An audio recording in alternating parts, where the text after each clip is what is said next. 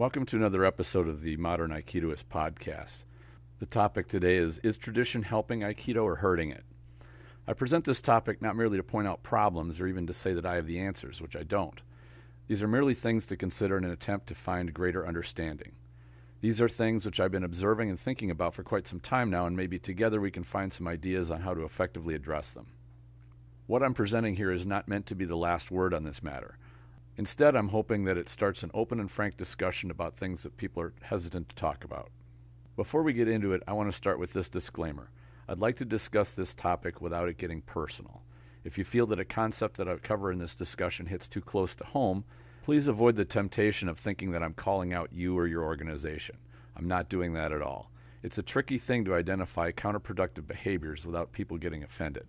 However, sometimes the medicine has a bitter taste, even though it's what the patient needs to cure what ails them. The first step is to realize there may be a problem. Let's also acknowledge that there are many dojos and organizations out there, all with differing levels of health. I'm in no way saying that all are acting the same way. In fact, they all act a little differently. Some are better than others, and a few have some real problems. I don't want to dig deep into uncover their dirty laundry, but merely to cover some of the systemic things that I see many have in common. So with these things in mind, sit down and take a deep breath, and let's take a rational look at tradition in Aikido. There are a number of relevant aspects to this topic, and I could kind of pick them in any order. But we have to start somewhere, so let's begin with pinning down the word traditional, which may be a bit like trying to nail Jell-O to the wall. Traditional usually reflects a historical reference to the way something is done a long time ago. The problem that this is a kind of an open term is how far back do you go to determine your tradition? Do you go back 10 years? Do you go back 20, 30, 50, 100 years? All of these could be viewed as a traditional way of practicing the martial arts. The reality is, though, that each of these time periods, they were practiced a little differently. O-sensei's martial art evolved a great deal over his lifetime, from when he was young to when he was middle-aged and then as he was older. So at what point do you determine which was traditional? If you take a look at Iwama Aikido, you see a perfect example of an attempt to preserve the exact same teachings as O-sensei originally presented, which is great. It's such a tribute to the way that O-sensei taught it while he was alive. I think there's two things to consider here, though. Firstly, O-sensei talked about Aikido continuing to evolve as a living art. If it's strictly preserved, then how does it grow? Preserving it as it was implies that it really won't grow. It will stay exactly the way that it was in that moment in time. And the second point, which addresses signal loss, at best it will be an accurate copy of what O-sensei was doing when he passed. But what about over time when the teachings don't have the exact same content that he had? It's very easy for any teaching over time to lose the signal due to the old telephone game problem of every time you repeat a message, it gets a little bit more distorted. And the more and more you do that, the less connection you have with the original signal. And you look at what Aikido has done since his passing, and sometimes techniques have been removed from the curriculums and been narrowed down. I think that the greatest innovations in martial arts have come from opening up and combining really great influences from other sources.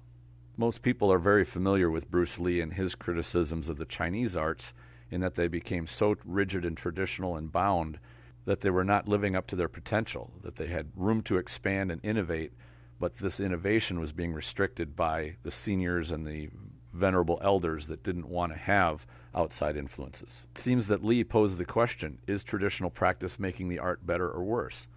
Now, I'm no scholar on Bruce Lee, but I have read quite a few books on him, including some compilations of his notes which were assembled after his passing.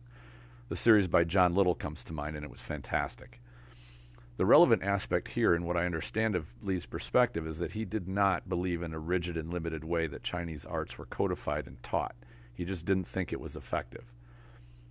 He was a critic of kata and believed that arts were limiting themselves by not adopting other techniques from other arts, which were efficient and effective.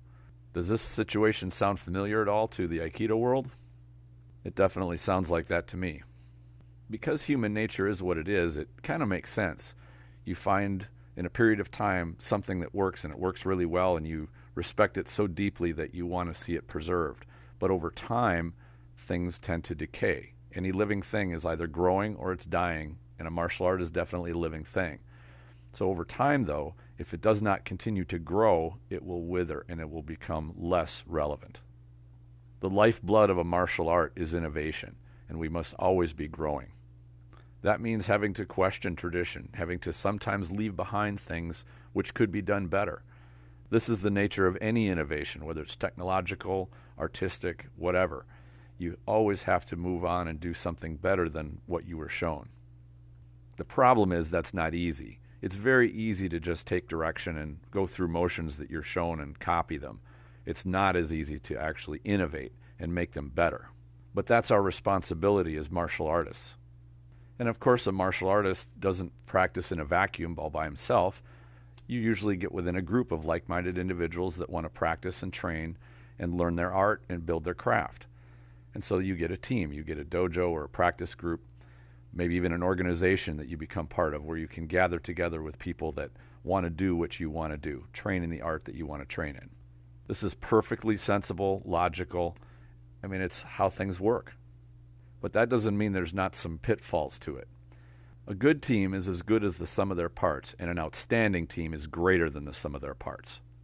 A poor team has a group of skilled people who are not performing up to their potential. When this happens, it's not that the team members or the leadership are bad people. Very often they are good people, but they are not working together as effectively as they could. Here's where we need a moment of pause. It's very easy to get drawn into assigning blame and finding a single person whose fault it is that the results are substandard. But we can't do this. It's far more effective to identify the problem and work on a solution, leaving the personal side out of it as much as possible. There are good and even great people throughout the Aikido community. Getting into judging people is a bad path and will produce only resentment and animosity. No good ideas or results will come from it. But this brings up a very good question. Are organizations supporting the tradition good for Aikido, or are they hurting Aikido? And I'm not talking about any specific organization, just the concept of organizations and how they tend to function. So let's take a look at it by imagining a generic Aikido organization. And let's say that this organization has a Shihan at the top, no particular person, but just imagine one Shihan who says, okay, here's powerful Aikido, and even let's say that the Shihan is really, really good. Great technician, his Aikido is really solid, everybody admires him, and that's what brings him students. Students come to him and say, I want to be like you. The first thing to realize is that even though somebody might have really good technical ability, does not necessarily mean they can teach effectively or create a high level of skill in their students. There are many superb martial artists out there, even world champions, who have students that have a very poor level of skill. That's not their fault. Some students merely want to be part of the community and want to learn and don't have ambition to be a top-level martial artist. That's fine. We must acknowledge, though, that the future of the art will not rest on the shoulders of students like that. The worst thing that could happen is you take a student like that and make them an instructor, and eventually over years they become leaders of the organization. It's fine to have students that lack the ambition to be elite-level martial artists or even really, really good. The art has the best chance of staying effective when the instructors are the best technicians and martial artists and are encouraged to innovate the art. On the other hand, the art is doomed when innovation is not welcome and it's locked out. And you take your talented people, the ones who are the most ambitious and passionate about making sure that the art is martially sound and effective, and basically shunning them or driving them out. I think a healthy organization would be one that takes its best technicians, best teachers, and best coaches, if you use that modern term, and make sure that they are in charge of seeing to the students' development. Oftentimes this does not happen, however, and usually it's merely rank that gets people put into instructors' positions, regardless of their ability to teach or their ability to bring the best out in their students. Now I'd like to switch tracks a little bit and talk about how practice tends to go on within Aikido in general, whether it's an independent dojo or part of an organization. It seems like most of the practice comes via paired kata. Now, paired kata, as I've talked about before on this podcast, has its place in a training cycle, but it's an early on basic exercise, and it's a good way to introduce students to technique, but it's something that's more of an entry-level kind of thing to get them used to the basics of movement, position, angles, grips, entries, that sort of thing. It's just something that has to be worked past as part of the training as it goes on and goes up in level. And all too often, the easiest thing to do is to have students go through paired kata and just kind of go through the motions. And when it happens this way, kata becomes a dead practice. And I think this is something that Lee talked about a little bit in his criticism of katas. Now, one thing that I've noticed in how organizations tend to function is they take these paired katas and make them into the testing requirements. And not just at the lower Q ranks, but even up into Shodan and Udansha. Most of the organization testing that I've witnessed tends to be, show me, here's an attack, I want you to show me this particular defense from it, and go. And the test winds up being mostly made up of that formula. Well, that means that the organization's testing requirements are reflecting only showing very basic training methods. And that doesn't really make sense to me, because if at a high level by black belt and in the Udansha tests, wouldn't you want to see a student be able to show not just basic training practice, but advanced application? Remember, testing requirements have a profound effect on the training itself. Anybody would want to train to meet the requirements required to pass their next test. So if the test requirements are merely seeing a good example of paired kata, then that's what the training is going to prepare people for. But if merely learning choreography and copying choreography is the test requirement, where is the attention to building the skill of Aikido being dynamic and useful in a real-world type environment? I don't know. It does lead to the question, why do martial arts come to this? I think the answer is both simple and logical, and that is it's a commercial motive. You get more students when you can say, all right, you don't really have to be ambitious. You can show up and we'll show you how to do these things. It's quite simply, you get more students. And you could even make the argument that it's very good to have more students, because that provides a greater chance of longevity for the art to have more people practicing it. But is it a good thing for the art to simplify the training so much so that more people can get it, when you will alienate the people that are ambitious and not give them the type of training that will let them achieve their full potential or their ambition? It may seem like this problem is a modern one with dojos that want to be commercially successful. But the thing is that in history, this goes back even to the 1400s, where warriors and soldiers who were successful came back from war, and they were often approached by nobility to teach them how to fight and how to use fighting skills to defend themselves. And of course, since they were doing it for money, these soldiers and warriors, who were probably not very rich, were very happy to be paid in silver to teach nobility how to handle themselves. In most cases, these instructors found that they could keep getting paid by expanding their curriculum and keeping the attention and the interest of these students who always wanted to learn more, and thus getting paid. Nothing wrong with getting paid to fulfill somebody's desire to learn. And if a creative instructor can come up with more and more lessons and all kinds of different new things for the student to learn, he can make a career out of just being an instructor and keep the same student's attention and his money coming in the more things that he can come up with that student to learn. When you think about it, it appears that modern organizations kind of follow the same model. They want to have more and more students staying around as long as possible, and therefore you have to ask, do these organizations, are they serving the art or are they serving their own interests? What exactly is their priority? Is it merely to recruit and retain students, or is it to enhance the art? I think that's a good question to contemplate. The next topic I'd like to cover is what becomes of an art that has no objective measure of skill, and how does that play out over time? If we take a look at something like karate, which has its contact competitions, or judo, which has its live competitions, you can see that competitors really flush out the things that work. They prove that their technique works in an adverse type situation. They get to actually play with it and find out the things that work and the things that don't, and their art grows over time because of this. Now, competition has a downside as well. Every martial art that has become a martial sport has had problems with having to make rules that limit it hard enough so that it becomes very hyper-specialized. And many, many arts have gotten this, and primarily because they want to make their art, it's not only safe, and one can understand why you'd want to have your martial art practice be safe, but it's also to make it more exciting for fans, because again, the money-making aspect is if you are making money doing it, now you have something that's sustainable. You have, not only you're making money, but you can keep the activity going. But is that money influence a positive one? In some ways it is, but I think in some ways it's not. So is competition the answer? I don't know if it is. Certainly an objective measure of skill would be very helpful.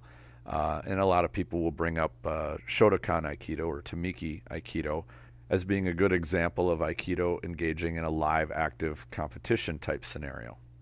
On its face, this seems like a good idea, and I think the Shotokan students who engage with these tournaments get some active experience and skills that people who just do paired kata practice don't get, that's a good thing for them. I think the downside, though, that these competitions, their rules are so limited, such as no striking or no striking to the face. I don't know all of the rules, but as I understand, there's little or no kicks. The more you limit these rules, the more you isolate the art and make it not as useful against somebody who will use punches to the face, kicks, body locks, takedowns, all kinds of different attacks. So in the end, is competition the answer? I don't necessarily think it is, but I do think active, vibrant practice against highly motivated ukes that are given the freedom and latitude to attack you any way that they want to would be beneficial. And I've found it to be beneficial in training. One other thing I'd like to talk about is a staple of organizations, and that is seminars, and how they tend to run and how they tend to function and the role that they play in the student experience. Again, I'm not speaking to any particular seminar here or organization seminar or how they handle it, but just broad seminars in general. I've attended what I think is a pretty broad sample base of seminars hosted by different organizations and under different shihans. The conclusion that I have now is that the format tends to be a poor one for learning. And I can understand the dilemma from a teaching perspective. And you've got one instructor and maybe anywhere between 40, 50, maybe up to 80 or 100 students on the mat at the same time. Colleges and schools go through the same problem. How can you effectively teach having such a high student-to-teacher ratio? It's hard enough in a classroom, much less on the mat, where you need to have an instructor or an experienced person work very closely with a student to make sure that they're not struggling and that they're actually learning. I found that I had the best seminar experiences when I was in the Q ranks, and I had a lot to learn about Aikido, and any exposure was beneficial. But as I became more experienced, I came to realize that seminars really are kind of a lowest common denominator type learning environment, and it's understandable. If you look at it at 50 students, you look at maybe you've got 20% of them or so that are Udansha, maybe another 10 or 20% that are about that level, maybe brown belt level, and then you've got a lot of them who are brand new students or beginners or maybe intermediates, and they need a little bit more time, and it's easy to have material go over their head. And so therefore, the instructor cannot present high-level content because those students will just get confused. They'll be lost, or they'll be unable to enjoy or get anything out of the experience. The one aspect to seminars that I think is very common is the expectation that if your dojo hosts a seminar, you have to go. And this makes sense because the revenues that they raise from the attendees goes usually to pay the shihan's traveling expenses and their stipend for them to come, which oftentimes is quite a bit of money. And so in order to be able to host an event like that, you need as many students on the floor as you can get. And there's nothing wrong with that. But what I have seen is people that attend the seminars because they kind of feel guilty that if they don't attend, that they won't be considered for promotion. And again, we come back around to what are the testing requirements and what are the expectations of getting a student promoted. I've even seen students that go through quite a bit of consternation about attending a seminar because they have to give up on their wedding anniversary. They have to give up on a family graduation or a birthday or something very special because the seminar happens to fall on that same day. And they feel tremendous guilt because they don't want to give up on the idea of being promoted, but they also want to keep peace within their family and at home. I do think at this point that pursuing rank is one of those things that can be very dangerous to the art. I think Q ranks are useful to help organize a student's advancement up to Shodan. And I think the Shodan rank and test is very important. I think it's one of those coming of age threshold points of your training that's just really crucial to people and students to acknowledge that they are now at a new level, that they are a serious student and one who's dedicated to the art. I'm not as convinced that Udansha ranks are as useful, and I think the best argument is probably for second and third degree to show that not only the Shodan level is a good serious student, but a Nidan and a Sandan level are starting to understand more the intricacies of the art. So I think there's an argument to be made there, but what I've seen of people that pursue Udansha ranks, far too often they have what I call the merit badge syndrome, where they'll do whatever it takes to pursue just that rank, and they'll do the bare minimum to try to get there, as opposed to really being in it just for the joy of the art and the dedication to their own enrichment and skills. That reminds me of a really great quote by Napoleon Bonaparte. He said, "A soldier will fight long and hard for a bit of colored ribbon." And I think this is kind of the same thing with pursuing higher ranks and ranks in general, is it can be used as a motivational tool, but only when it doesn't get in the way of what the real goals for their self-improvement are. I'd like to hear your thoughts on what you think about tradition in Aikido and our organizations helping it or hurting it. Please feel free to comment on this video if you're watching this on YouTube, or if you're listening to the podcast, you can come to the Facebook group Aikido the Martial Side and throw up a comment. I'd love to hear from you. Please support the show by subscribing, like and share it, and please provide comment. Enjoy your training.